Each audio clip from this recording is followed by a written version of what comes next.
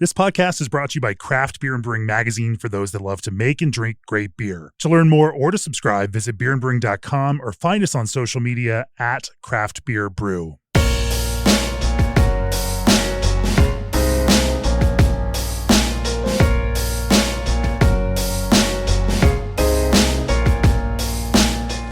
For this episode of the Craft Beer and Brewing Podcast, I am in Pittsburgh, Pennsylvania, the western half of the state, a city I've actually never been to before. First time in Pittsburgh. And the reason for this visit is to talk to and to film my guest on the podcast today, Paul Schneider from Cinderlands. Welcome to the podcast, Paul. Great to be here, Jamie. Thanks for having me. We filmed the video class, which for those of us, or for those of you who are all access subscribers to Craft Beer and Brewing, and I think we actually may make this one more public.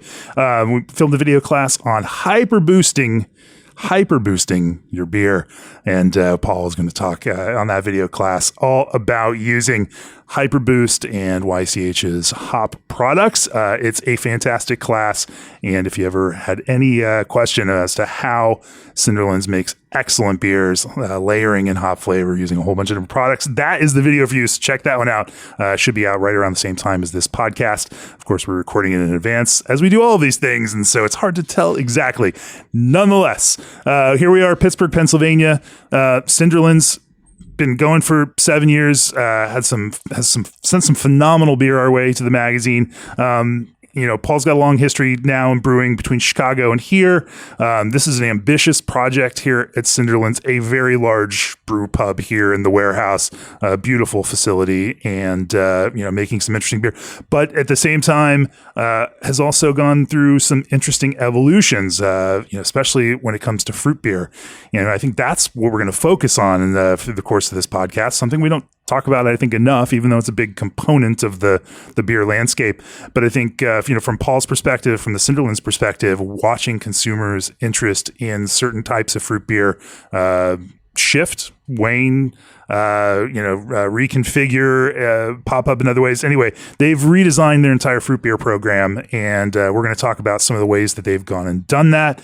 And we're probably going to talk about IPA here too, because just because.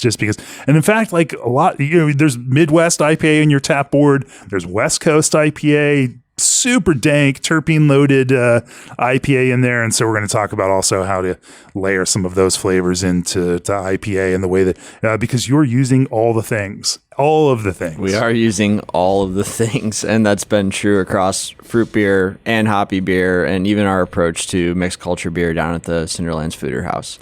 So we're going to talk about how they use all the things to make beer great and to build like full range of flavor in those beers. Before we do that, at G&D Chillers, they always strive to build great chillers. Partner with them as you build great beer, but don't just take it from me. Hey, this is Josh Erickson of Jafuncta Brewing in Mandeville, Louisiana. The team at G&D were a critical part of our 10X expansion, always just a phone call or email away. And thanks to their superior equipment, technology, and documentation, commissioning our new chiller was smooth and straightforward. Now we can't wait until we need to upgrade our existing chiller. Choose G&G Chillers on your next expansion or brewery startup and receive 1 free year of remote control and monitoring of your new G&D chiller.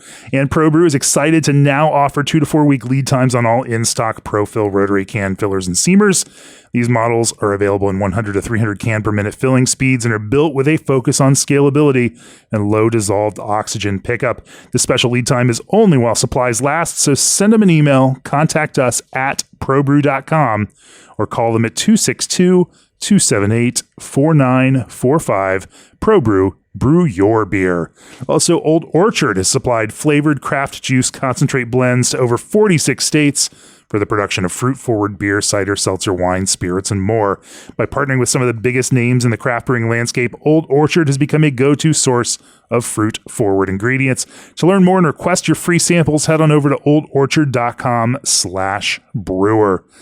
All right, Paul, tell us the Cinderlands story. Well, it starts with you. Tell us your brewing story and then how that then segued into launching Cinderlands here in Pittsburgh, Pennsylvania. Sure. I was really passionate home brewer. Got out of college and grad school and moved back to Chicago and moved in with my best friend, and he was already down that road. His girlfriend at the time, now his lovely wife, her dad owned a homebrew shop in Chicago in the 90s. That's nice. So homebrewing had kind of gone out of style and his shop closed down and was picking back up, but he was hobbyist at this point, but just a really lovely guy and really showed me and my buddy Steve the ropes. Steve went on to work at Ex Novo Brewing and eventually Freem, and he got into teaching, which will be funny in a second after that.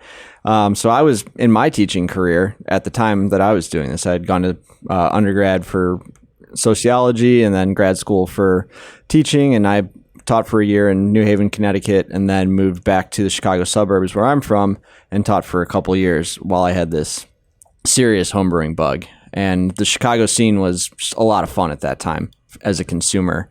So the Goose Island Pub was home to just a ton of great brewers over that stretch, and they're pumping out just really incredible beer that was like pub only, and we would go for those releases and go for the Chicago Beer Society, Homebrew Club meetups, and made a lot of friends, made a lot of connections that way, and just found ourselves like wondering, oh, what's going on in Rock Bottom this week? Hey, I hear this place Haymarket's opening. Have you been to Revolution yet? It's like this era of like these great Chicago staple breweries opening up, and I got to throw in Half Acre because they're one of my all-time favorites, and For sure. drank a lot of Daisy Cutters back in those days too. So just homebrewing on the front porch and just getting more and more into it. We were all grain, I think batch 2. So really going for it and realizing like, hey, there's something here like that's tugging on me. I had a really awesome career as a teacher, teaching high school history, coaching soccer, and wanted to go into school administration, but just felt this tug from beer that, hey, there's something like real here and you should check it out while you're, young, single, don't have a mortgage, et cetera, et cetera. So I said, I don't know how to do that. Like, I don't have any brewing experience outside of home. I don't know what I could offer, how I could replace my income from teaching, which is a pretty okay job in the Chicago suburbs. So I said, hey, I can talk to people, I can write. There's no social media yet. I didn't say this because it wasn't really out there, but breweries weren't talking directly to consumers through Facebook and Instagram. So there's a really serious fan base for beer in Chicago, and there were some breweries doing awesome things, and there's kind of no conduit between them. Like Josh Knoll at the Trib was writing beer, but they didn't give him a lot of column inches to write about beer. Sure. So I thought, hey, I can be kind of a connection between brewers and people who are interested in what they're doing. So I started this blog, and I thought, hey, maybe 5 years down the road, I'll meet enough people, find a place to land in the industry somewhere, and I'll just keep teaching and doing this thing I love in the meantime. And it went a lot faster than that. It was, I think, like 18 months in, and I had just interviewed the guys at Solemn Oath Brewery in Naperville. They were gearing up to open like a Belgian and West Coast like inspired brewery, kind of mashing up those two brewing disciplines. And I was really fascinated by it and liked them a lot, and saw their space when it was totally raw, kind of like, nothing had been done yet, equipment just sitting there dusty, and just the possibility that was there with what they were going to do was really exciting to me. They ended up inviting me back out to go to the Bavarian Lodge, which is one of the great beer bars in the world. I think makes the Beer and Brewing top beer bars list every year pretty much. Yeah. And I realized that I was on a job interview about halfway through that session. So the blogger to brewer pathway. There are a few out there as I think about it, like obviously Sapwood with Scott and Mike, both avid bloggers now running a phenomenal brewery. Burial, they actually started as beer bloggers in Seattle. Yeah. And, so it's interesting to see that's not there's not a lot of people that follow that path, but there are definitely a few. Yeah. So, I started working with Solemn Oath. John Barley is the owner there and founder, and Tim Marshall was the head brewer at the time. He's a rock bottom guy, and he taught me that discipline, which in my book is world class. Yeah. The way that they construct recipe and handle their cleanliness and organization, and just the way they think about production in that brew pub sense really informed what we did at Solemn Oath and how I think about and train my folks here as well. So got off to a start with them, like through all the things that you do in a small brewery upon opening. So like cleaning kegs, milling grain, filling kegs, working the tap room, and then coming from that blog background, if you want to call 18 months of background, I pitched in on marketing with John too. So it was kind of cross-functional, like really dug in, like really cared about that operation, all the people, what we were doing. It felt cool to bring something that felt like the city out to the suburbs where I lived. And that really stuck with the people out there. It was awesome for them to have something like that, and still is really. Like, that place has become even more of a force for like gathering people around an awesome drinking experience that doesn't feel like you're in quote unquote the bubble in Naperville, Illinois. Sure. So I've had some good beer from them, and I guess they've got another brand, Hidden Hand, now too, that goes along with Solemn Oath. Yeah, they make awesome beer. We just finished up a couple rounds of collabs with them. And kind of coming to the back end of the story, we made a beer called I Quit Solemn Oath, which is John Barley's idea, and a really funny tongue-in-cheek one, but kind of connects the story of what he calls oath breakers, people who work for Solemn Oath and then move on and do awesome stuff. And there are several people out there in the industry who are doing great stuff. Sure. Aaliyah Madoon is the head brewer at Burial now. Lou Waldmeyer was at Wander Brewing in Bellingham for a long time, and they had an incredible record winning awards up there. And he just took a job as an R&D brewer at AB in St. Louis. Oh, okay. So just a couple folks who have kind of moved on and done awesome stuff. I know someone more recently went to Hop Butcher. So Solemn Oath has become kind of one of those like fountain breweries that is springing people off to cool careers elsewhere. So then you decided to, break off. You quit Solemn Oath, and and then Cinderlands started taking shape. Yeah, so I was there for 5 years and kind of thinking I wanted to keep learning and growing, and we had just gone through a big expansion, going from a 15-barrel to a 30-barrel system that included new chilling and steam plants, and going through that was just an awesome experience, and Tim allowed me to be kind of hands-on with a lot of it.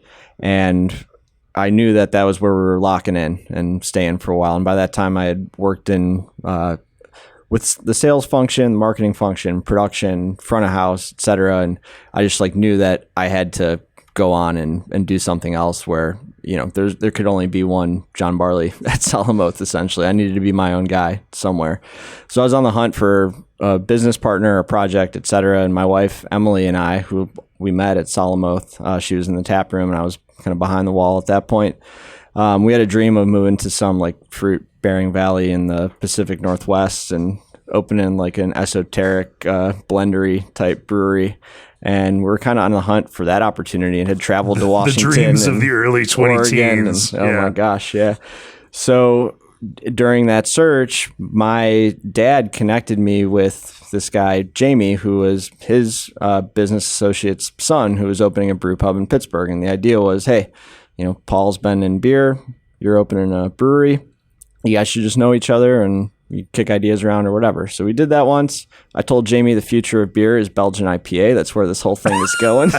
And he was like, I don't know, man. I think it might be hazy IPA. I was like, yeah, right. You should hear what people in Chicago say about hazy IPA in 2015 or whatever it was. And that was it. We kind of parted ways. And then I heard back from him in 2016-ish. And he said, hey, the brewer I had attached to this dropped out and I'm looking for one. Is there any chance that you might be interested in something like this? And I said, no, man, that's the wrong direction. We're trying to go west. You're east of us. I know you got mountains there, but they're not real mountains. I need alpine mountains. And he said, all right, well, whatever you think about that, just come see what we have going on. Hang out with me and my wife for a weekend and see what you think.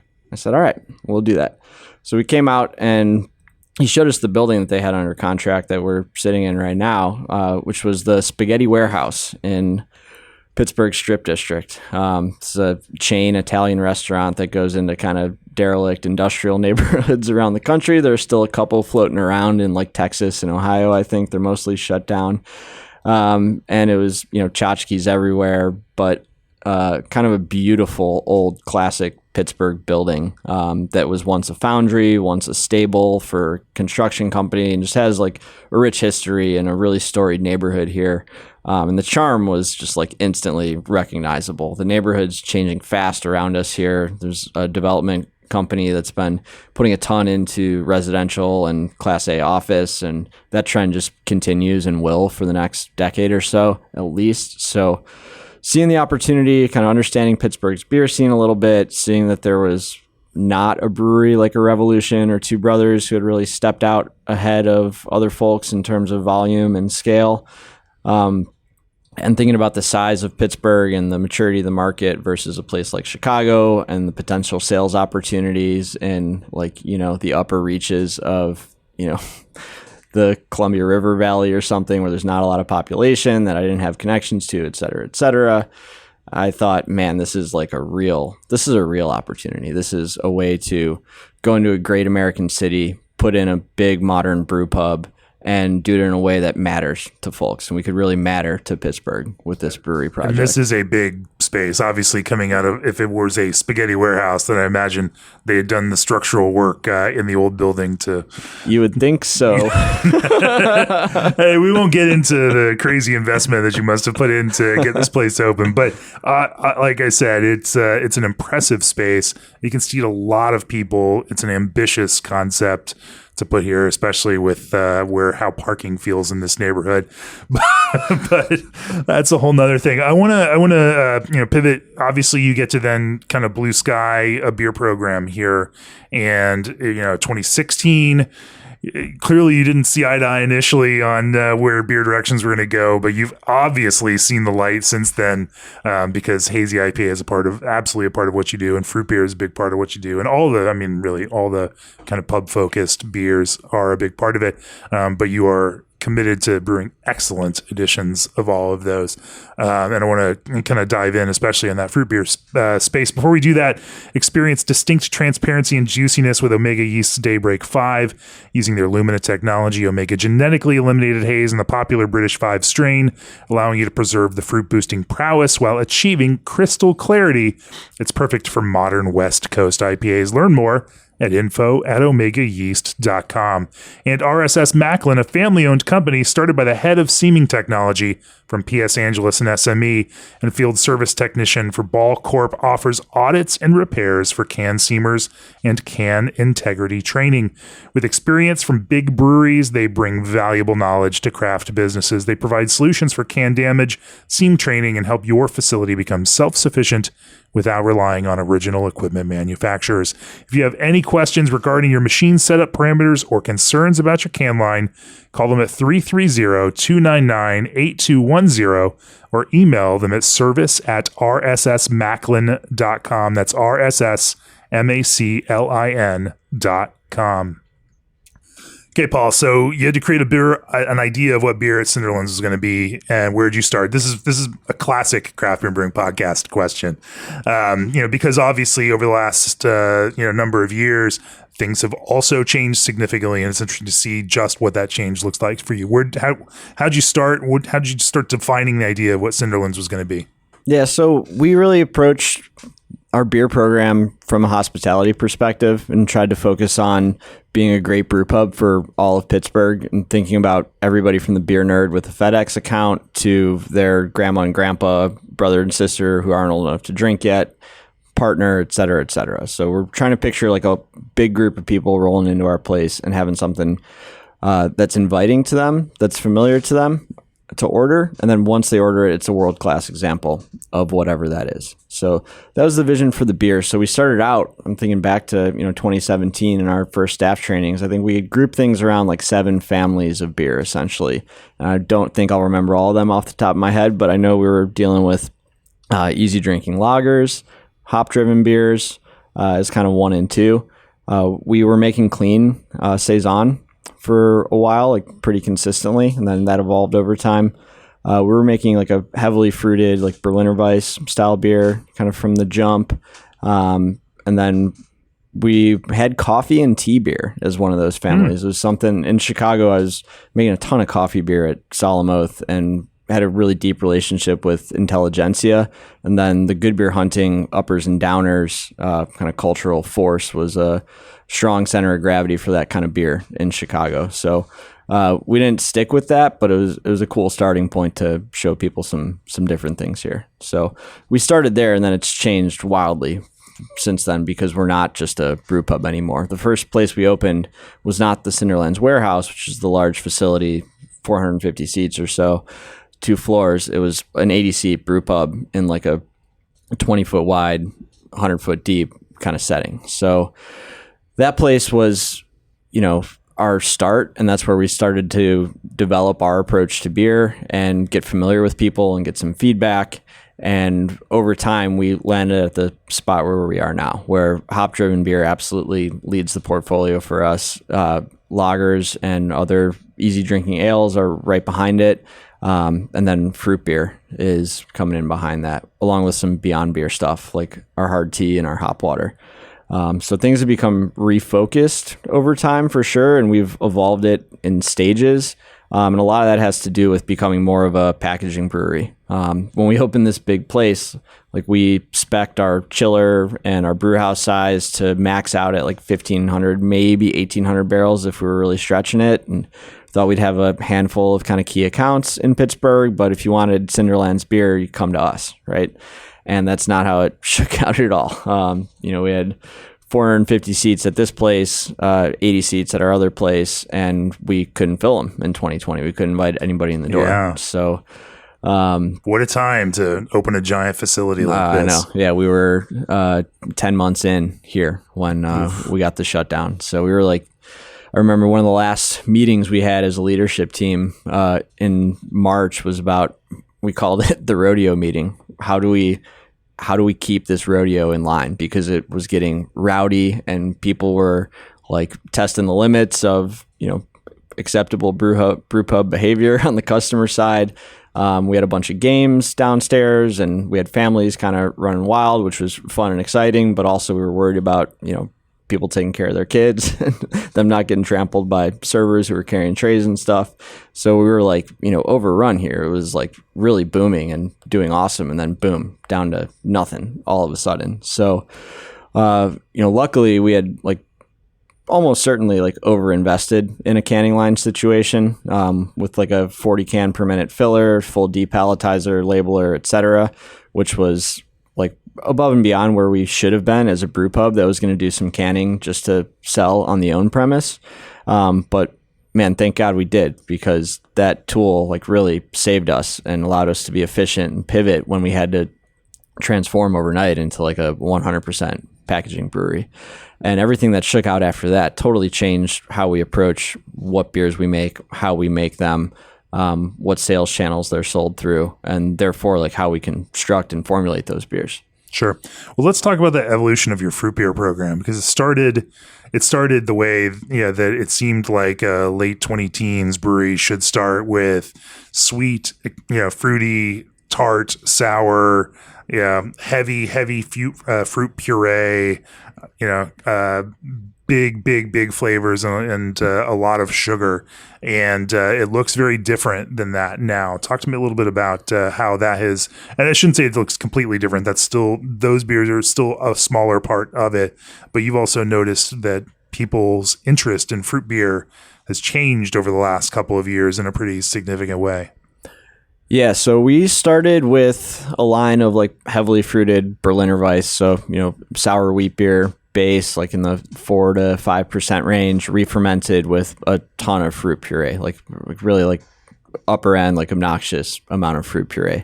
And it was great for own premise because the margins were, not great, not as good as, a lager, obviously, but they were tolerable for selling beer over the bar. And they looked great in glass, like nothing like a raspberry Berliner Weiss in like a beautiful glass, like going out across the bar. It catches attention.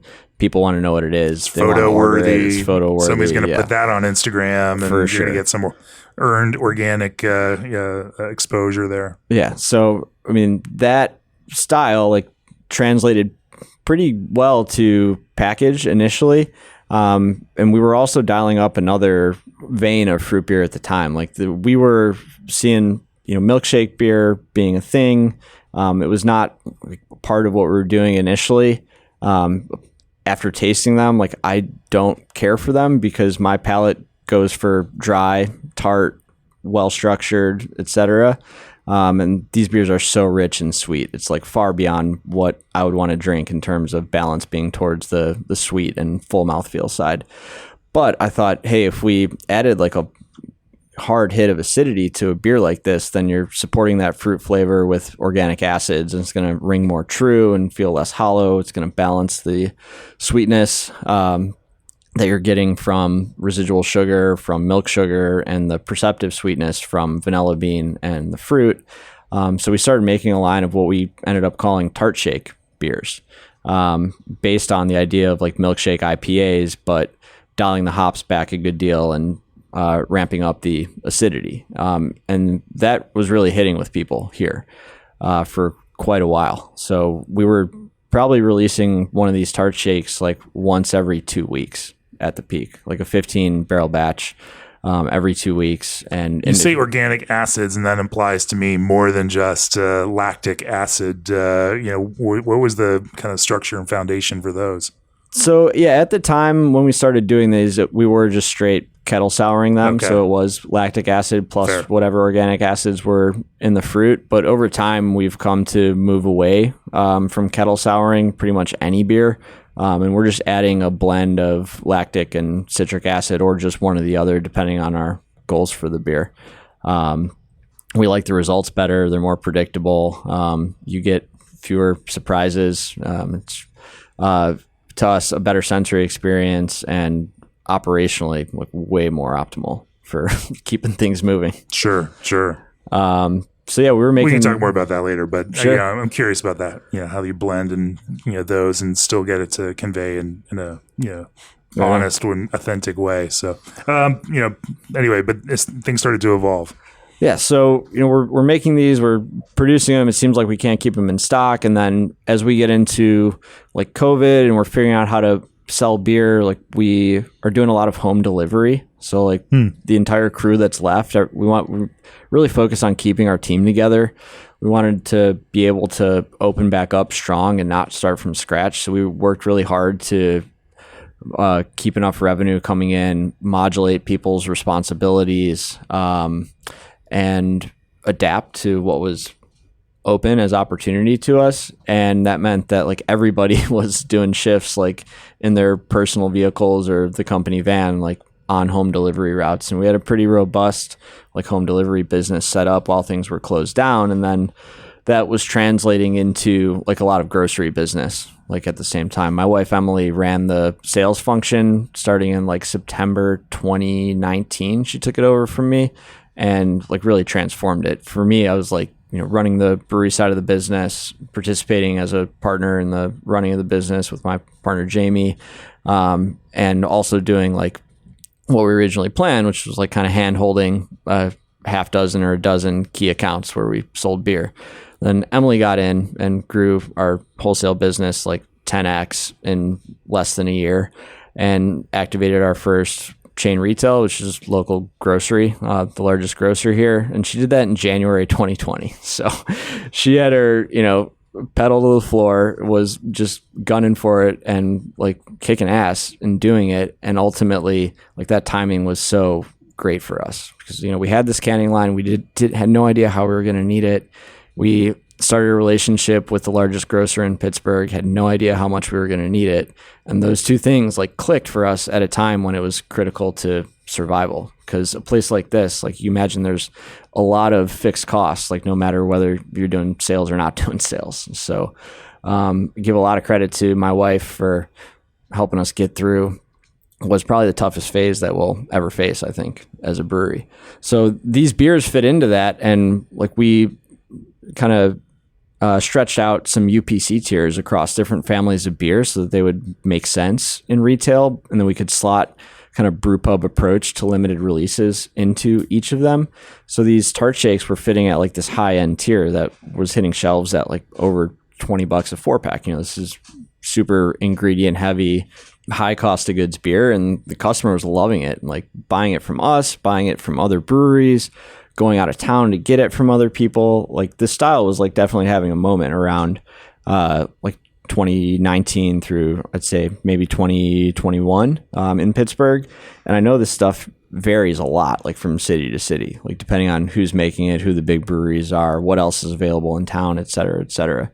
So we rode that wave. We made a lot of different varieties of it. We loaded it with a ton of fruit puree and then some factors conspired to kind of make this all kind of fizzle for us. And one of those being, we're not selling any of it over the bar anymore. So if you look at a blended margin for a batch of beer, that's high cost of goods and now all going through wholesale, like that margin starts to look scary. Whereas if you were selling even, a modest amount over the bar, like it all kind of equalizes and looks pretty okay. Two is like shipping cost on fruit puree went through the roof because none of that stuff's coming from close to Pittsburgh at the end of the day. It all has to get carted from like serious agricultural areas. And during COVID, freight was such a bear for everybody in the industry. Then three, like as we got out of COVID and we saw like trends in moderation and health consciousness, et cetera, start to evolve. Like we didn't recognize this at the time, but we do now. It's like people were moving away from this kind of beer in general. And with economic trends, people were also watching their pocketbooks. So I think all these things together meant that people were buying less of these tart climate chips. change, bad harvests. Yeah, there's a bad berry harvest. Right. And like the most popular beers in this range were all like berry forward beers. Right. So those were already expensive. And then they got intolerably expensive after those bad harvests. So yeah, all these factors kind of conspired to make like this style that was a brief like boom for us just kind of fizzle. And they made sense to some degree to keep making. So we picked like the top 3 that we bring back every year as seasonals. And then we'll pepper in like a limited release every once in a while. But ultimately, like we saw a bigger opportunity for Cinderlands and thinking about our hospitality approach and being kind of big tent for everybody in Pittsburgh, trying to align it with the styles of base beer that people are more familiar with and drink more of. So we took a hard look at how we approach fruit beer for 2024 about this time last year. And we said, all right, if we're going to like really change what we do, then we want to have like a low ABV sour. We want to have an IPA and we want to have lager. We want to have fruit versions of those. We want to have really excellent fruit versions of those. So that's what we set about doing. And I think to like kind of my North Star fruit beers that I've enjoyed as a beer drinker over the course of my life. And like number 1 is probably Sierra Nevada Otra Vez. Like that beer is an absolute stunner. It's like so drinkable. I don't know the last time I've had one. It's just kind of a really happy memory. They kind of pulled it out. They pulled it out of their distribution lineup, and I think they still make it at tap rooms. But I'll be at their Asheville tap room next month, so hopefully I can snag one. Although it might also be celebration season, so we'll see. It's true. So I mean that beer really stands out to me. I love Belgian fruit beer, like really thoroughly love it. Right. And we talked to other folks on the team here, and grapefruit sculpin stood out as one that everybody absolutely like loved and adored and looks back to really fondly. And then we talked about there was a blood orange IPA, Brew Free or Die, I think, from 21st Amendment from a guy who worked here who's spent a lot of time in Northern Cali. And these kind of touch points are like what guided us towards doing what we're doing. And then looking at a lot of like, we're really serious students of consumer trends and insights and thinking about how people are drinking and beer, and especially beyond beer, when you look at the metrics of how people are widening their range of preferred beverage across categories. And when you look at the demographics of drinkers that are actually growing versus those that are stagnant or shrinking, the demos that are growing, like people are way more exploratory, care way less about what the base product is and more about like a clarity of flavor expectation and then delivery on that expectation. So our approach to making fruit beer, kind of made it more accessible to more people in line with our hospitality mindset as a brew pub in our DNA, and B, looked at consumer trends of where we were likely to find people who were looking for really good fruit beer or fruit beverage in general, and then meeting them there with styles that we made really, really well. So we already had Little Cinder as our year-round light lager, and Little Cinder Lime had already been doing really well for us as a seasonal, and because light lager with lime makes plenty of sense. That makes a ton of sense. So that boomed for us last summer, and this summer we kind of installed it as like a full-time warm weather seasonal, and we had a hard time keeping it in stock. So we peppered in a couple batches to try other variants this year. We did Little Cinder Mango and Little Cinder Watermelon. And those are both fruits that are very difficult to get flavor to translate into finished beer in an authentic way to that fruit. So yes, they are. That was a process. And let's dig into that process. We've talked a lot about the broader strategy and some of that, but we haven't talked about how you make those. But we've laid the groundwork now to dive into to how you adjust or how you work through base recipes, and then how you also layer in flavors in a way that conveys. Because as you say, you want to meet the expectations of your consumers for those flavors, and when you put that on the label, they want to taste it. And there's some strategies that you use to provide for that in a number of different ways, and not just one way of adding fruit, but and sometimes several ways. Let's talk about that. But first, Indie Hops breeds new hop varieties to help brewers captivate beer lovers. Brewers worldwide trust Indie's unique varieties, Strata, Lorien, Luminosa, Meridian, and Audacia, to modernize, brighten, and diversify their beer lineup. Indie also offers classics that thrive in Oregon terroir, such as Chinook, Crystal, and Sterling, thoughtfully crafted and selected hops to meet your brewing needs. Visit indiehops.com/podcast to discover what's new in hop flavors. Indie Hops, life is short, let's make it flavorful. And Berkeley Yeast, founded by bioengineers, yeast that's designed to improve flavor, quality, and consistency, increase efficiency, and save you money. If you've been following yeast, I'm sure you've heard about their strains. Super Bloom strains make classic hops flavors. Fresh strains keep diacetyl low, even with large hop additions. Tropic strains make a tropical bouquet reminiscent of the finest Southern Hemisphere hops. And they just dropped new strains that are even more futuristic. Nationwide free shipping. Mention this podcast for 20% off of your first order. All right, Paul. So you're now making light lager with a number of different fruit ingredients, which absolutely speaks to the trend. Obviously, we know people are looking for lower calorie in general, lighter beers, and there's absolutely that kind of trend in the market. But now you've got a very light palate that means your fruits don't have a lot of place to hide. You also then have a lot of sweetness that helps, and sweetness absolutely is necessary in some way to convey the idea of fruit flavor, because without it, fruits don't taste like fruit. They taste like the other components that they have. So talk to me then about how you start building up, this little cinder recipe to support some of these fruit flavors. Is it the exact same base beer and then you layer in fruit on top? Do you brew a slightly different base lager, knowing that that's going to go into fruit batches? How do you build that? Well, the recipe doesn't modulate from Little Cinder to the fruit beers, with one really important caveat, and that's that we will brew Little Cinder for fruit with ale yeast at lower temperatures. So it's Little Cinder light beer. It does get like a nice cold conditioning, but we're absolutely tolerant of a low level of ester production in that beer. So, I mean, you look back at, you think of styles like Kolsch. You say ale yeast, what kind of, like, is it more of a Kolsch yeast, or is it? No, we're like US-05. Oh, okay. Yeah. Chico all the way.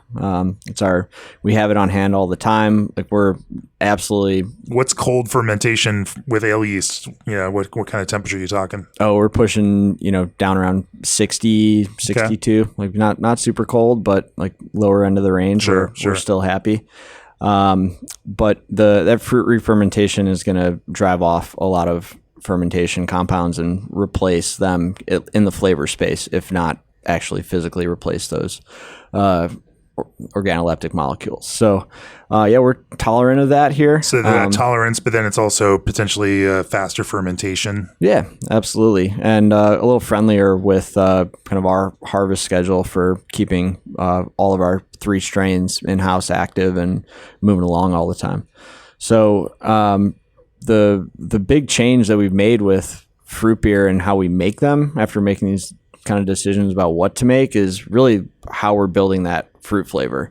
So knowing that we have Little Cinder as this base, like, we have different approaches to lime, watermelon, and mango. And we do evaluate kind of based on every fruit and its characteristics, what form of that fruit, or what forms more commonly, are going to get us at the kind of desired endpoint for that expectation the customer has for what it should taste like. And we're always shooting for like true, natural, bright, ripe fruit flavor. And some of that is pretty easy to achieve. Like I'd say lime is fairly easy to pull off. Like we're perfectly happy using aseptic lime puree. It has enough flavor per kind of unit, whether you're thinking about, pounds of puree you're putting in or dollars of puree you're putting in. Like it packs enough to get you most of the way there. But you look at something like mango and there's absolutely no way. Like you're not going to deliver enough mango flavor even into like a 4.2% pretty dry beer with not a lot of other flavor in the way to have that mango punch through in a true way where people are like, oh wow, this tastes like delicious mango. So that's where we turn to stuff that we hadn't used before. We're using some juice concentrate and puree concentrate for watermelon and mango. So the one that we got was a Totapuri mango 28 bricks puree concentrate. And you can't just like call your normal beer suppliers and find that stuff. This is where it like takes legwork.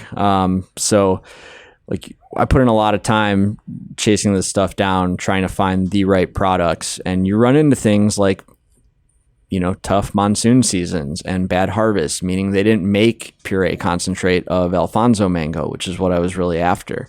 And then you'll discover things like mango juice concentrate usually comes clarified, and in that clarification process, a lot of the flavor is coming out. So you get this really pretty, slightly floral, slightly fruity, like syrup that doesn't taste a lot like mangoes. Like it would work great as like a natural sweetener, but as far as delivering true to type fruit flavor, it's not happening. So you really have to evaluate ingredients, get samples, sometimes pay for like a full bag size. Like typically you're going to find like 44-pound bags, 52-pound jerry cans, etc. This stuff.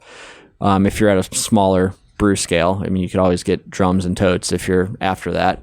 And you're going to have to shake down suppliers that are outside of your normal wheelhouse. And that takes time and effort. And it's one of the crazy broader food and beverage world. And, certainly these things go into lots of other products other than beer. And there's an entire, other non-alcoholic beverage world that's using these at a much greater rate than the beer world. Well, for sure. And the food industry beyond that too. So you also have to be careful because your supplier then is in the business of selling these products to a wider range of end users. So you have to make sure that it's going to work for you and your process. And, that's just something to really be aware of, kind of the parameters of the product you're buying, reading the COAs, understanding what that means and how it's going to translate through your process. So yeah, that mango puree concentrate was like a really fortuitous find for us, given the tough conditions in like mango concentrates out there right now. And mango as a flavor absolutely has that kind of potential to go kind of, phenolic-y, plasticky, even butyric. Butyric is really common. And then the other way you can approach it to try to avoid that and avoid some of the sourcing trouble that it takes to get there is you can go with natural flavor. I've become a really big fan of using natural flavor extracts as a way to boost top note in fruit forward beers, and that's permeated how we think about hoppy beers too, and how we use advanced hop products, which I think we'll talk about a little later. But it's really about building these layers of fruit flavor. And ages ago I played guitar in bands, and I like to approach like thinking about flavor as thinking about a mix, like an audio mix essentially. So you're trying to really make sure you have like the right amount of low end, mid range, and high end in the sound or the flavor of what you're doing. So when I think about these fruit flavors, like I know from that mango puree concentrate. That metaphor is just bringing a little tear to my eye, Paul, because you're speaking my language. The music metaphors, that's my jam. Awesome, man. I want to build that low end because you're never going to get that with flavor extract. Like it's not capable of doing those things. Right. Like, and you shouldn't expect it to. So if you try to lean on it too heavy, then you're going to be pushing the use and the rate of a flavor extract to the point where it's getting unnatural, and you're going to come across flavors like candy or bubble gum or like higher esters, like these fruity flavors that don't taste like the fruit that you're trying to translate. So you have to have an idea that there's always going to be a ceiling on how much of that stuff you can add, and you can't go over that. Otherwise it doesn't taste true. So knowing that, then we want to pack in as much like low end and mid range as we can. And that's, you can do that with puree depending on the fruit. But what I've come to really enjoy for a lot of different reasons is using juice concentrate, or in the case of mango, at least puree concentrate. So puree concentrate, this is like a 28 bricks. And what is it about the concentrate format itself? Obviously, it's going to be more efficient to ship because there's less water in the product. But is there something about the flavor of that concentrate itself that just jumps out at you?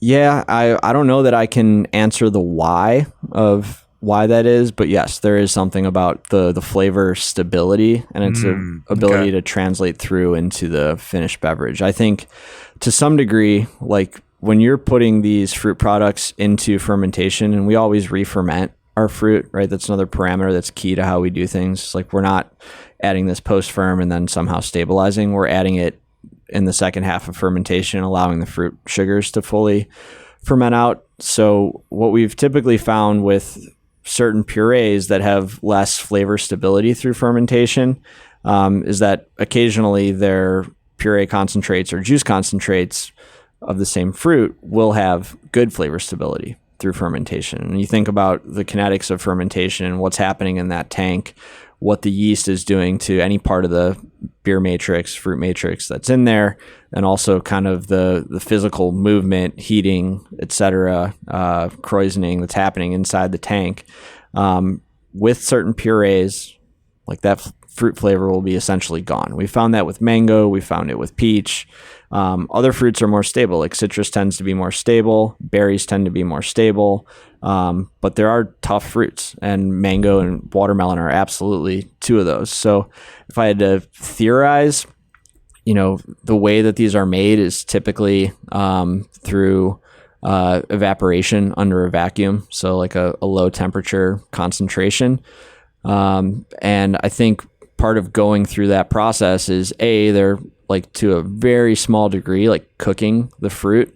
And that's always an off flavor that we're on the hunt for. Like if it tastes like, if we're going for passion fruit and it tastes like cooked passion fruit, like we're on to the next thing. We want true passion fruit flavor. But I think there's a degree of development of the sugars and oils in that fruit and any other components that give it its like true type flavor that stabilizes it to some degree. I'm not sure how that works. I'm not fully down that rabbit hole yet, but we know that when we use these products, there's more flavor to begin with because it's concentrated. And if it doesn't taste like cooked or processed, then we know we're starting from a good point. And then in some cases, not all, like the fruit flavor does persist in a way through fermentation that the puree doesn't. So that's what we found with mango. It's what we found with watermelon. Are these concentrates pasteurized when you receive them, or are these do you need to process these in some way? So yeah, it varies by supplier. Yeah. Like typically, like at our size, if you're using a 60 bricks concentrate, like we're using somewhere, depending on the fruit and depending on how many fruits are in the beer, like somewhere between 1.5 and 9.5 gallons for a 15 to 30 barrel batch. So it's easy enough for us to treat that in-house. The puree concentrates typically are aseptic. How would you treat that in-house? Oh, I mean, you got a hot liquor tank, you've got buckets, like it's not but that would you mentioned you don't want to cook them, but so you would just think about pasteurizing units as a function of temperature and time, and so lower temperature, longer time kind of process, so that you're not getting those cooked flavors, or and I mean, look, they might not be packaged aseptically. They have gone through this process to some degree, like you would expect that at a high sugar concentration, after going through this process, like you're not dealing with something that if you left it out, it's not going to start actively fermenting. And that's easy to check. You can leave it out and see if it starts. You can plate it. You can PCR. There are a variety of ways to check and verify before you get moving along. It's going to depend on your supplier, the COA, whether you have a lab on site, whether you have lab services available to you. It's something you have to check the boxes on for every ingredient you use, every process you write, etc. So I just encourage people to think through all that and be cautious. Be the right amount of cautious. If it's all going out over the bar and not going out into warm shelves anywhere, then you have a different degree of concern over if it's like a nationally distributed product where it's going to be far and wide and hard and expensive to pull back and as home. you say, if they're going through a re-fermentation process, so that's giving you that additional time to keep an eye on things, and also going to eat some of that sugar, and let yeast outcompete whatever might be in there. Right. So we get through a process of fermenting the beer, adding the concentrate, whether it's juice or puree, letting that ferment to completion, and then typically when that beer is in done fermenting but not mature yet state, we'll start drawing tank samples and then assessing how much natural flavor to add. And then sourcing natural flavor is another thing in its own right. Like there are a ton of suppliers, and there's really kind of DIY, direct, high optionality ways of going about this, all the way through like working with the flavor house who can develop like the full flavor profile for your beverage for like a 5-figure fee. So, I mean, it's like a super wide range of possibilities here, and we've been very DIY on this part of it. And we've found suppliers that we really like working with because we can order and get quick shipments and order sample sizes as small as like 2 fluid ounces. So that's perfect for us to be able to check through which flavors to use. Some of these suppliers, like if you're looking for lime, for example, you might have 6 to 8 different versions of natural lime flavor that you could choose from. So our approach would be to bring in those 6 from this supplier, go shopping for a couple more from other suppliers, and work our way through bench trials with all of them and figure out which ones have the type of aroma that we're after, have the highest ceilings in terms of how much we can use before things start to taste too like candied or artificial or harsh, and then really hone in on like the 1 or 2. And oftentimes we're landing on a blend of 2 is our best option. Figure out the proportion of that blend. And then ultimately when that beer is like near finished, or sometimes when it is finished, we'll decide on the dosage rate from a bench top trial into production. And that's also not a linear thing, because what we've also found over time is that when you're adding any kind of like higher top note kind of flavor, whether it's advanced hop products or fruit flavor, what you smell and taste on the bench is going to be different from what you smell and taste through a production batch. And the specific parameters of going bench to production finished beer with flavor like this is that typically we've found that whatever we decide on the bench, if we put that amount into production, it's going to come across as too much at the end of the day. So now we have like a pretty standard reduction of like 20% kind of on average, but between like 15 and 25% of what we think is the right amount on the bench going into production. And I think that's because,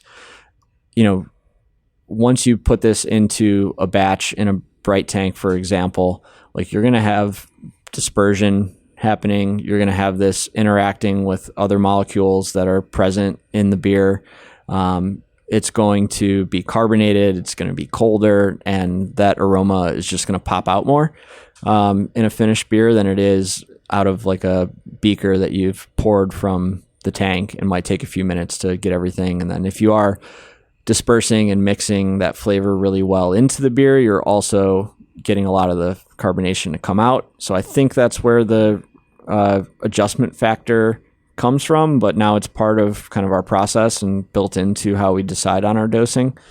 So yeah, I mean, that's the baseline kind of approach we take. And it's what How do you mix, in the tank with these things? Cause not everything, especially with these flavorings, not all of them are, I imagine, the most, beautifully, perfectly soluble and automatically mix into a large tank of liquid.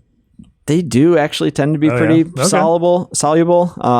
Dispersible is like another factor. I mean, if you talk to somebody in beverage processing or food processing, they would tell you that homogenization is one of the most difficult things that a producer can try to achieve in a finished product. And I for that reason, after having some of those conversations with folks, I never take for granted that like the end of a bright tank will taste exactly the same as the beginning of a bright tank through a packaging run. And I think back to, hearing, I think it was Mitch Steele, must have been like 2010, saying the same thing about Stone IPA essentially. And I think they did a CBC talk about like IBU studies on like beginning versus end of packaging runs. And it's a problem with all kinds of beer, right? Unless you're mixing that tank, and mixing has its own trouble with a carbonated beverage that's sitting in a tank. Sure. So what we found that works for us is we know definitely, but the latest we'll ever know about how much flavor and what flavor to add is once the beer is already in the bright tank. So there are more optimal times to know, but if that's the worst case scenario, the beer is already racked in. We try to make this determination before carbonating the beer. We know that carbonating is going to cause motion in the tank. It's going to cause some natural mixing. So what we typically do is we have some 6th barrel yeast sprinks. So we have half barrel yeast sprinks that we use commonly for yeast harvesting and pitching for larger fruit additions. But for flavor additions or for advanced hop product additions, we're using these 6 barrels because it's a smaller volume. And we'll clean and sanitize one of these along with a line to the bright tank bottom port valve and get that nicely purged. Add the products at the measured rate from like cleaned and sanitized measuring tools. And then close everything up, purge it through the transfer line, through the brink. And then we'll start by pulling beer into the brink, filling it completely, so that we have a nice like mixture of beer and flavor that's going into the bright tank. Nice high concentration mixture that you then push back out into. So we push it back in, and then we'll typically refill the brink 2 more times with beer and push that back. And just to make sure that everything in there gets out. Yeah, exactly. Yeah. And then we'll carbonate from there. And we found that in our 15 and 30 barrel tanks, at least, that's enough mixing. I think if you were dealing with larger tanks, you might want to consider some other kind of recirculation or homogenization. Sure. In terms of how you think about building this kind of range of or dynamic range of flavor, using some of these different products, how much how do those things balance with each other? How much of the heavy lifting in different places are each of these different types of ingredients doing? It's really about finding the balance for that fruit in particular. And it relates to which fruit product you use. Like I said, lime purees, it packs plenty of punch to deliver like true fruit flavor and persist through fermentation, and then get topped up with just like a little bit of, we use 2 different lime flavors in that one. And then, something like mango, we didn't know until, and watermelon too, we didn't know until we got through fermentation how much would be there. So then you can kind of sense the gap. But I'd say in an ideal situation, you would want the natural fruit to do the majority. And the top note is doing a smaller proportion. I'd say 2/3 to 3/4 of that flavor coming through from the actual fruit is key. And one thing that's really helped us achieve that in each of these different kind of 3 buckets of fruit beer that we're producing right now is that we've gone to styles that have, in 2 cases, have kind of less in the way. And that's the Yinzerade sour fruit beer series. It's kind of a hard lemonade concept with fruit on top. And then the Little Cinder fruit series. You're not fighting against a ton. So that natural fruit, if you have the right stuff and it's punchy and it carries through and it's not cooked and it's true to type, it can do that much. But then the Gulpin series is different, and we approach the Yinzerade series in one way. I love the homage of that name, Gulpin. It's we all chuckle. Sounds familiar. Chuckle a lot about that one, and it is an homage because we all loved the line from where we got that.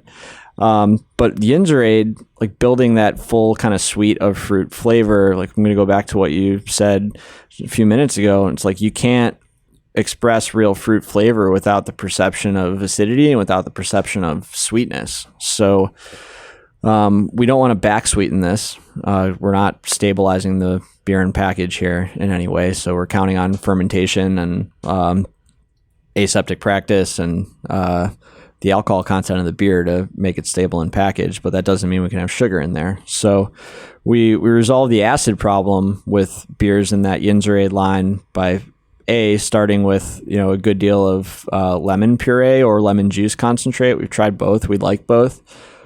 So we drive that pH down through that fruit re-fermentation to around like 3.5 or so, just with that fruit addition. And there will be another fruit on top of it. So in the Yinzerade series, we've done passion fruit Yinzerade, for example, pinkberry Yinzerade, which had strawberry and actually pomegranate to try to achieve that pink color. It didn't work. Don't use pomegranate for color. We just rolled out purple grape Yinzerade, and today we're brewing black and yellow Yinzerade, Go Steelers.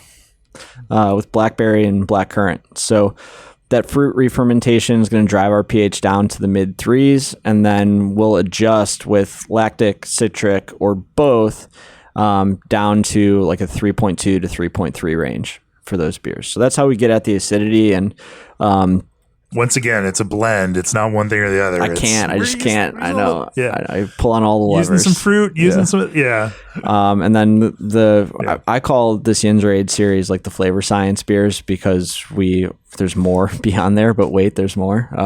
On the sweetness side, like these ferment pretty dry. It's basically like a Berliner Weiss base still. It's two-row and wheat malt and a little bit of dextrin malt, then some dextrose. No dextrose in this one. Dextrin malt.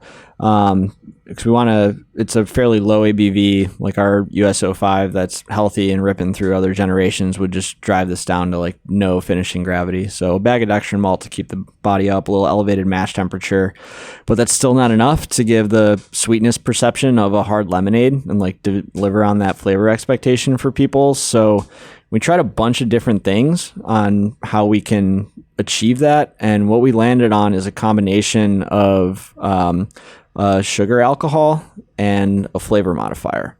And those two things together. Sugar, alcohol, and a flavor modifier. Yeah. Okay. So tell me more about this.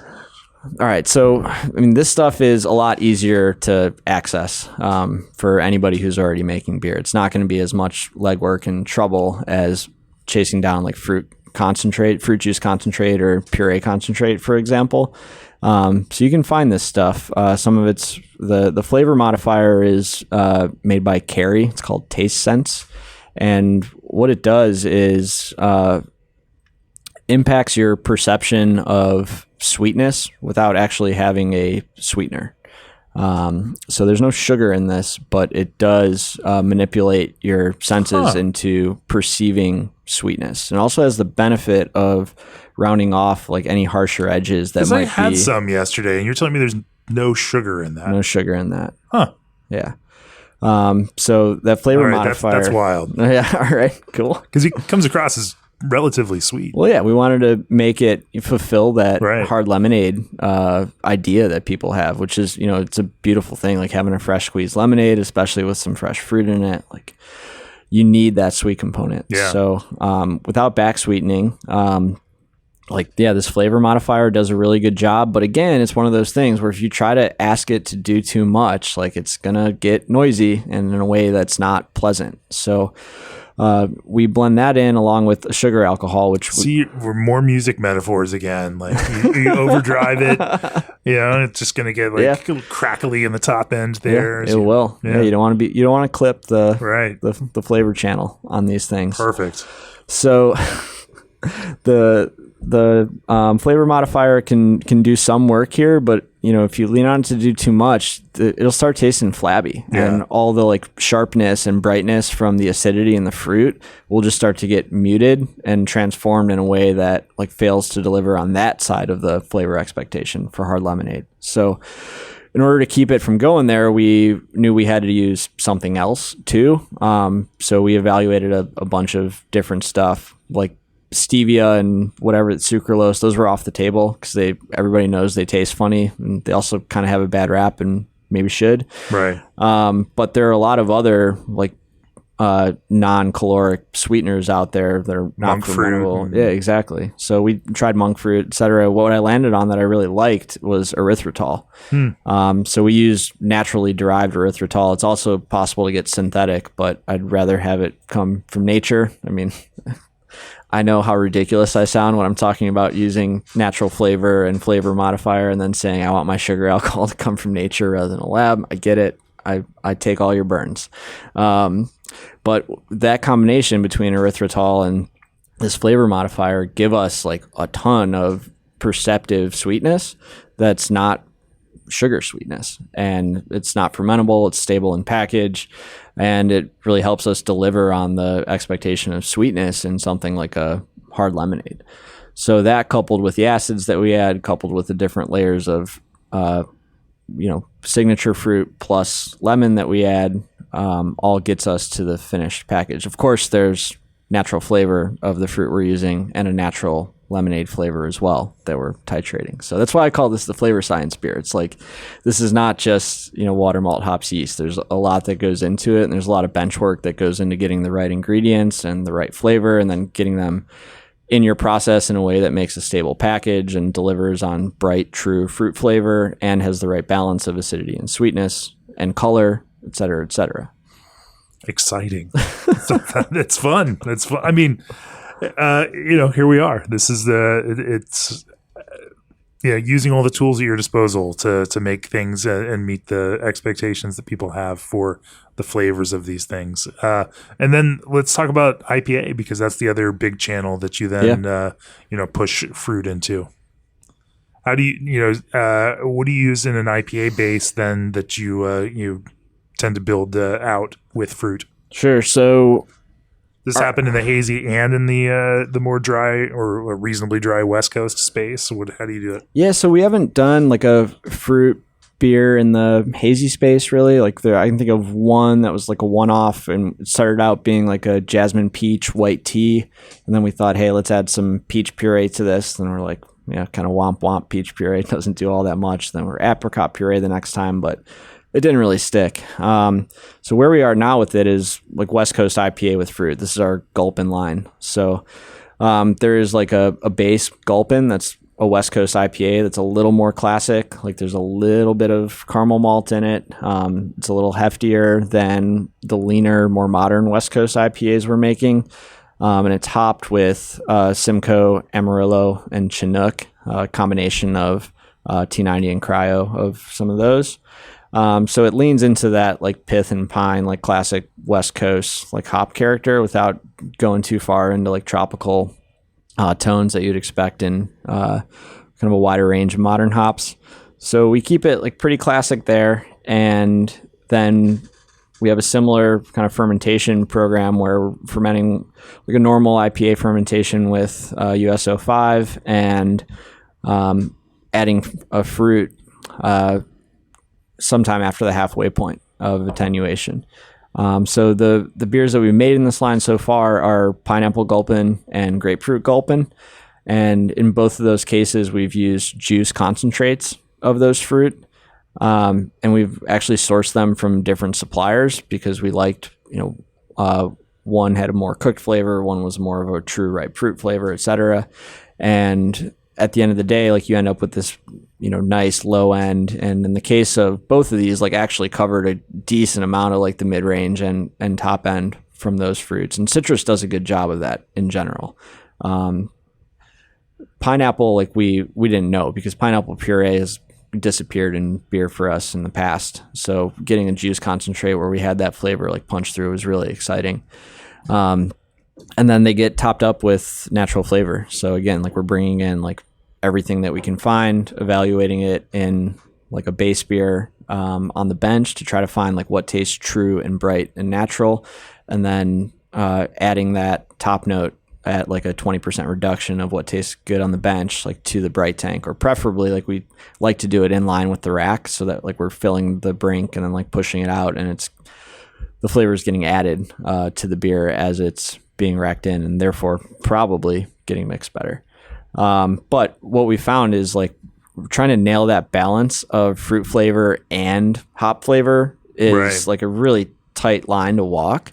But when you hit it, it ends up being really, really good. And, I give a lot of credit to people who are making like bitter, hoppy fruit beers. And, I can think of several that are just like excellent examples. Like you got to go back to like grapefruit sculpin. We think about, brew free or die, which we talked about. And then I think Lawson's has been doing an incredible job with beers like this. And they were another one of those kind of like North Star breweries for us when we're thinking about fruit beer and how well the brand like interacts with the flavor expectations and their master brand and how they deliver on those fruit flavors, how it's a really clear signal of blood orange or lime or whatever they're using. It's like succinct and makes sense and sounds delicious and actually is delicious.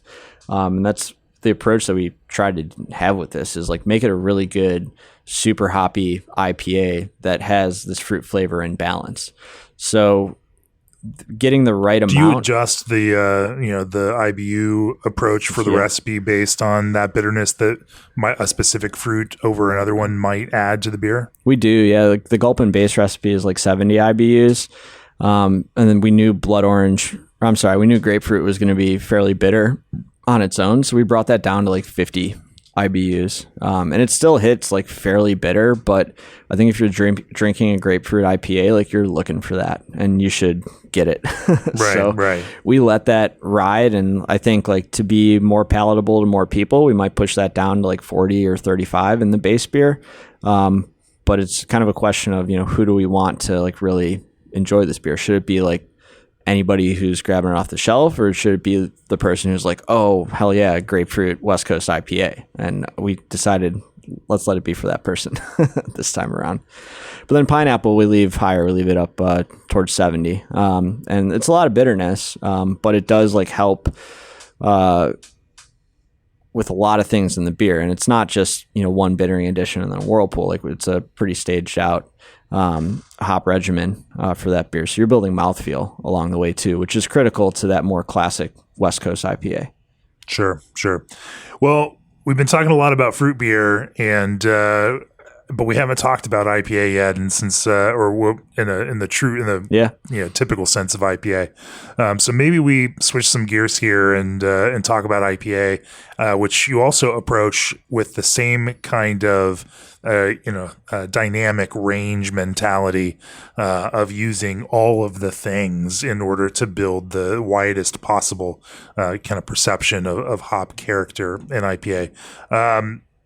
Walk me through your general approach there, and we can talk about hazy IPA or we can talk about West Coast IPA. Just as in a general principle, your call. Sure. So when it comes to IPA for us, or hop driven beer in general, like Squish is our lead brand.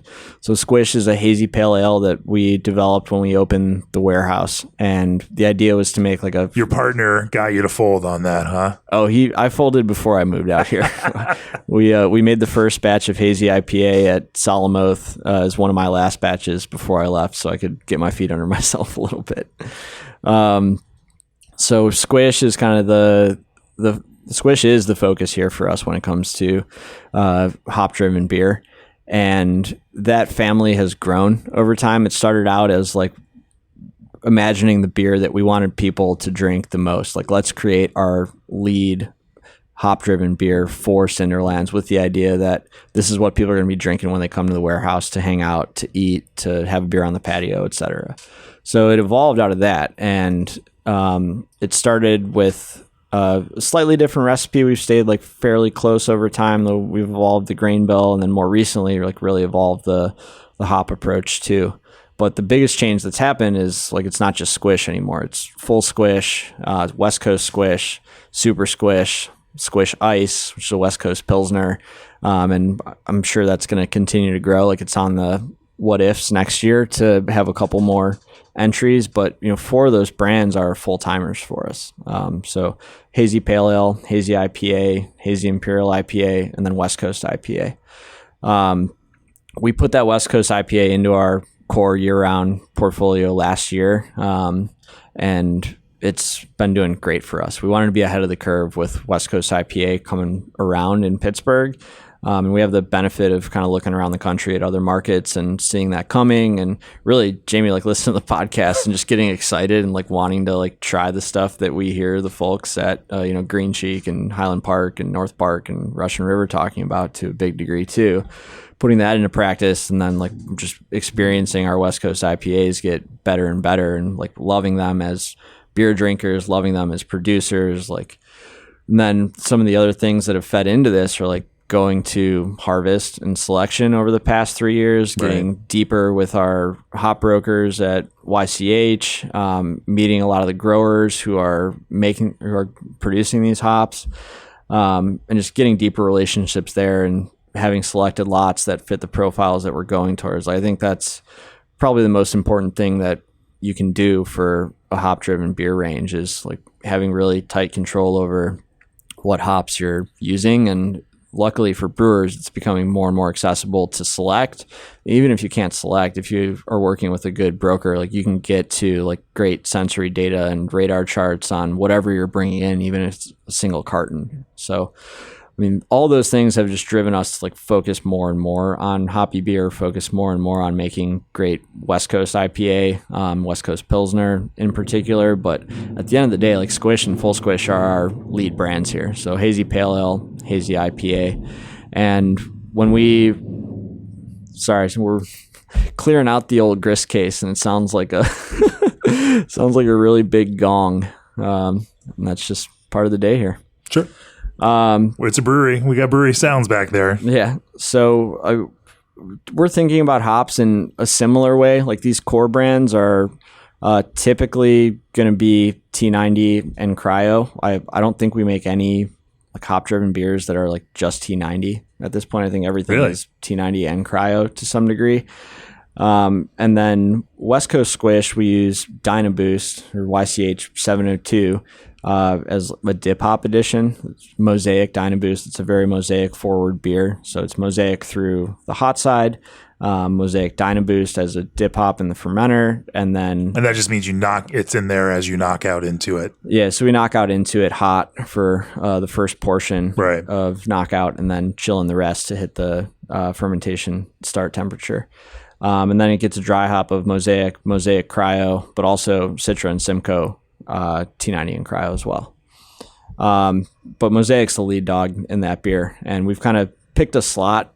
Like we want Squish to be a Citra forward beer, and we're building hop profile around like the best Citra that we access. The best Citra that we can access. So it's, the lots that we end up selecting. And for us, like in Citra, we're looking for like mango, red fruit, and then some form of citrus. Like we're comfortable with like lemon, lime, orange, grapefruit. Any of those things are great, but we want them to be like secondary, tertiary notes. And then Full Squish is a Simcoe forward beer, so we're really driving at like we're driving at pineapple and grapefruit flavor with like some dank pine resin underneath. Then building around that to support that flavor direction in Hazy IPA. And then West Coast Squish being like a Mosaic forward beer, we're looking for bright like lemon, blueberry, pine resin, etc. And like each of those beers has kind of developed character in those directions. But then we come around to Super Squish, which is the Imperial 9% version of Squish. And like this was a very particular like approach that wasn't driven around like giving us like the best particular varietal flavor. This was about like, let's make a 9% beer that drinks like Squish, that meets this kind of new drinker to us in different formats. And how do we get like really high intensity hop flavor and aroma into this package efficiently? Because you go into this category and it's like a major area of growth for beer right now, where a lot of other categories are flagging. And we said, hey, if we think we can do this and get it out there like on the shelf at the same price as IPA, if we're conscious about it. So we have this 9% Imperial Hazy IPA that we've been able to slot into single serve convenience and grocery, which has been awesome and game changing for us. And it also finds a way into our like mixed 12 pack of Squish beers. So that approach is very much more similar to what we've been doing with fruit beer and building layers of Flavor Lab style. Okay. Building layers of hop flavor into that beer. So in Super Squish on the hot side, we're using Idaho 7 Cryo as the sole addition. We're going for fairly low bitterness in this beer. That's where the kind of category is, or where the style is in these channels. And it's funny how different like a beer style can vary depending on like where that beer is showing up. So we wanted this to drink like a squish, modern, hazy, hop forward beer, whereas a lot of like Imperial IPA or Imperial Hazy IPA that's on the market like doesn't.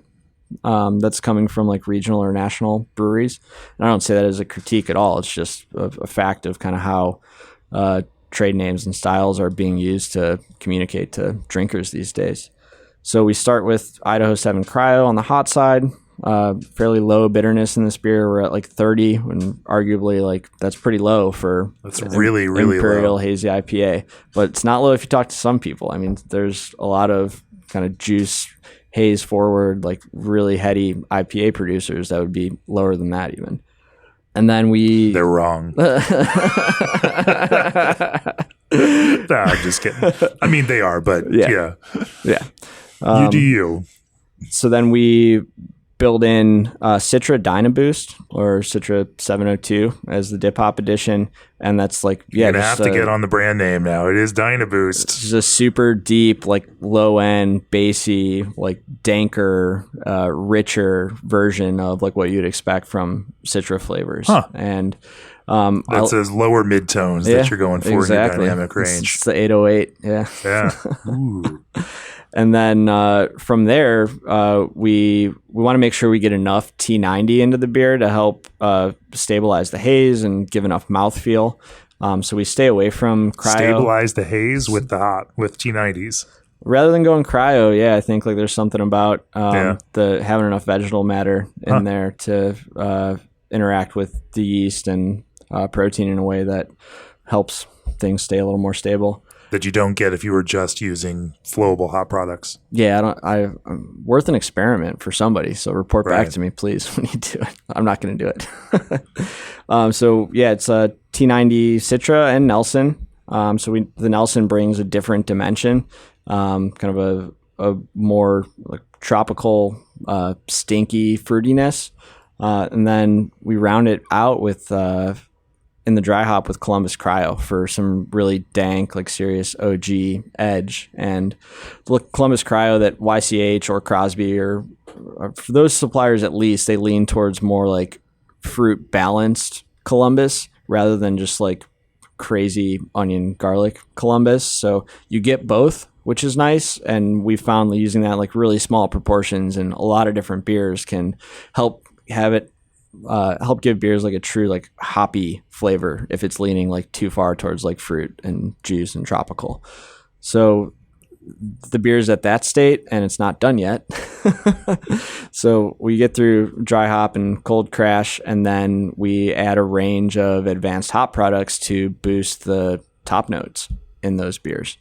So we're using different extracts, oils, etc., to kind of build on that base of hop flavor that we got from the Whirlpool edition, the Dynaboost, and the T90 and Cryo dry hop. So in Super Squish, we're using Mosaic Hyper Boost midway through fermentation. We were using like a terpene fractioned extract from a different supplier, and as we got more familiar with Hyper Boost, ended up liking it more for kind of that true to type Mosaic flavor that it puts through. It also has like a little more edge on its own that we appreciate, and you can modulate What that. is edge? I mean, it contributes to mouthfeel in a way that if you have to do it like in small amounts, otherwise it's going to push it to kind of a harsh area where you don't want to be. It's kind of one of those ceilings on how much you can add, similar to other like top note kind of flavors. But it's also like a tool that you can use to change the overall perception of a beer. So if you want more on Hyperboost, go watch Paul's video class on hyperboosting your beer at beerandbrewing.com. Right on. So that Mosaic 701 goes in like mid-firm. You can also add it to Bright Tank. You can also add it to Whirlpool. Mid-firm edition? Well, again, let's not talk too much about Hyperboost because, again, we got a video class on that. Yeah, right on. And then in the bright tank, we use some Nelson extract as well. So it's like Nelson oil, like a fractioned oil, like highly fractioned. So a lot of that like green vegetal quality is pulled out, and you're left with like just the. Is this like the totally components. Natural Solutions stuff? Or? No, we're using abstracts actually. Okay. So they have a couple different products here. One is like a terpene blend that's kind of reverse engineered to like a idealized like Nelson portfolio. But you'd have to list that as natural flavors. So we've moved to Quantum Bright, which is like a pure like hops oil.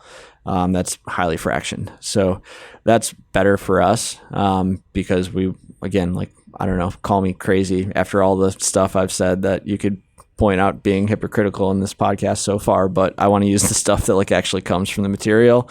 I think like the reverse engineered thing is cool. And there's a home for that in beverage for us for sure. But if there's an alternative that's like the real deal, just extracted from it, like give me that every time if it tastes as good. And it does. Right. And you're talking about making now a Imperial Hazy IPA that also at a, relatively small brew house here. So efficiency matters. You need to hit the right kind of price point in order to, be able to sell this in the kind of places that you're trying to sell it. And, all of these things have to work together to make a product that can be successful. And it's interesting to see that some of these, flowable advanced hop products, terpenes, whatnot, kind of fit into that and are the thing that allow you to also build it while you still use things like T90s in order to for sure build the fullness of the flavor. Well, and those T90s like matter so much to us. When we use more of them, like pound for pound, dollar for dollar than anything else, still like it's still the most commonly and highly used hop product in our toolkit. It's our biggest contracts and like the most important lots we select for sure.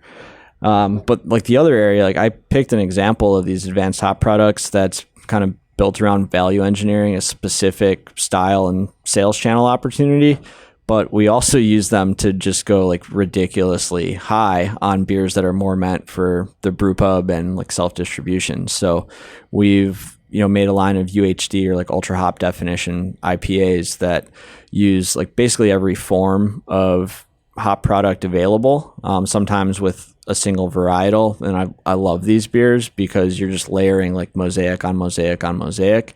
So, if we have two different It's almost lots, like Kyle from Horace. They're going to make a coconut beer with 8 different forms of coconut in it.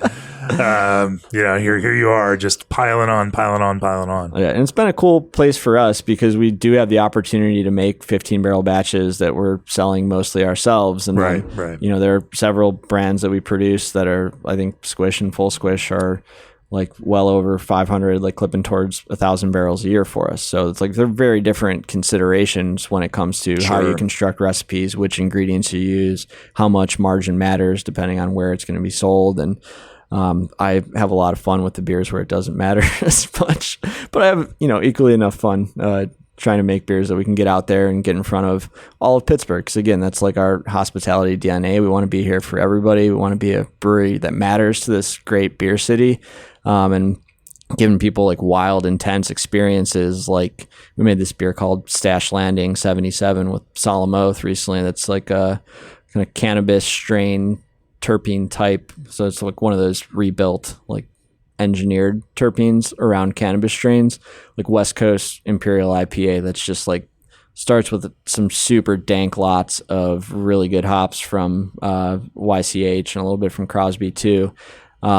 And then we layer in like these gelato and pineapple express terpenes from abstracts on top. And it's just like popping out of the glass with like really good weed aromas. So it's a wide range of things we do here at Cinderlands. And like all these like flavor forward projects have like been a lot of fun over the last year. And we didn't even talk about like hard tea or hop water, but those have been parts of our arsenal, like beyond beer potential. And I've learned a lot from developing both of those and working with new suppliers, working with co-packers. And if there's anything you can do to like put yourself in a position to be able to use these things, it's like just spending a lot of time on the bench and talking to suppliers, talking to other people who are using them and getting to know them and your products. And now I have, like sheets upon sheets of like spreadsheets filled with my notes on applications and usage rates, which ones we liked, like what the, character of this brand's like Simcoe extract versus this brand's Simcoe extract produces, like where the top end for harshness kind of exists, et cetera, et cetera. And building that stuff up takes a hell of a lot of time and effort, and really should involve more than one pallet. Like we are constantly like just running samples around to everybody who's on the production floor and like trying different blends, seeing how these things present to different folks. And you'd be surprised at, what you learn over the course of this, and sure, kind of what you have available at your disposal to make great beer with true flavor. Well, let's as we finish up here, let's pull out and look at big picture. You've Cinderlands has been going for a number of years now. You made it through a pandemic. You're into flavor exploration across the entire spectrum of craft beverage. What does the next 3 years look like for Cinderlands, or then 5 or 10? What do you guys hope to achieve with Cinderlands? So we're going to stay true to that hospitality vision. That's who we are. It's where we came from, and it's what we want to offer to Pittsburgh. And we're just going to deepen what that means as we become more of a packaging brewery. I think being a really large location where we can, host people's weddings and have big groups here for big occasions, and popping in for Steelers games and like big holiday parties and things like that. Like we want to be that like home for people to come together in Pittsburgh. And that idea of like people coming together in this city doesn't have to just be here. It can be around our beer, like with the squish pack in the cooler, at the pool, or on the boat, or whatever. And we're just going to continue pursuing that vision of being a great brewery for this incredible city and this incredible beer city. And we'll see what shape that takes. I mean, we're going to keep pushing on IPA for sure, and driving to make those beers better and stay ahead of the curve, and use the tools that we have to innovate and make our hop flavor punchier and brighter and more expressive, and get our beer in front of more people in different ways. As far as where we want to end up, I think there's still some volume we could squeeze out of this place. It sounds crazy, but we have about 3,000 square feet of production here at the warehouse. This is our production facility, and we're brewing at like a 6,200 barrel clip right now. We won't be 6,200 barrels this year, but that's the pace now. I think we could get up to 8,000 or 9,000 barrels, especially if we have a product stream that's like blended product rather than fermented product. So those are all on the table. We want to, keep bringing in folks on our team who are bright and passionate and help us move this forward, because it's become, quite a big operation, and we need like really awesome people, and we have them in sales and marketing and production and front of house and back of house. And we're just going to explore together how we can have fun with beverage, and have fun as a way for people to come together around it. Exploring that full dynamic range of in craft beverage. That's a great place to bring it to a close. Choose G&D chillers on your next expansion or brewery startup and receive 1 free year of remote control and monitoring. ProBrew offers 2 to 4 week lead time on in-stock rotary can fillers and seamers. Old Orchard is your go-to source for fruit forward ingredients for some of the biggest names in the craft brewing landscape. Omega Yeast Daybreak 5 gives you juicy modern hop flavors without the haze. Take back control of your canning and seaming with the experts at RSS Macklin. Trust Indie Hop's unique varieties to modernize, brighten, and diversify your beer lineup. Berkeley yeast strains are designed to improve flavor, quality, and consistency. And if you've enjoyed this podcast or any of the others that we've put out there over the last 379 episodes of the Craft Beer and Brewing Podcast, many of which that Paul has listened to himself, go to beerandbrewing.com, click on that subscribe button, help support us as we bring you great content across all of our channels. And of course, if you're a subscriber, an all access subscriber to Craft Beer and Brewing, check out the class on hyper boosting your beer that Paul has produced. And I think we may actually put that one in front of the paywall for folks too. Paul, if people want to learn more about Cinderlands, both in real life and in the digital space, the beers you make and the places that you serve them and the kind of hospitality you provide, where can they find you all? I'd really love you to come visit us in Pittsburgh. Come to the Cinderlands warehouse in the Strip District. Come to our sandwich shop, Long Story Short, in Lawrenceville, where the Fooder House Brewery still lives in the basement. We have a tap room in North Suburban Wexford. And if you come during baseball season, see us at PNC Park, where we have a bar with the Pittsburgh Pirates. Find us online. Instagram at Cinderlands Beer is the best spot. And sign up for our newsletter. That's where we're dropping all our beer release info and events. Well, it's been a real pleasure to spend the last couple of days with you here at the warehouse and covering a whole bunch of range of topics. And I should also mention, check out the case study in our brewing industry guide written by Kate Bernat. It was an interesting synergy to see that Kate had pitched the story and then the video class happened. And of course, so I'm coming out here, I'm going to do a podcast as well. So we've got Cinderlands on all channels right now. It's been great talking to you about beer, Paul. Cheers. Yeah, you too. Cheers, Jamie.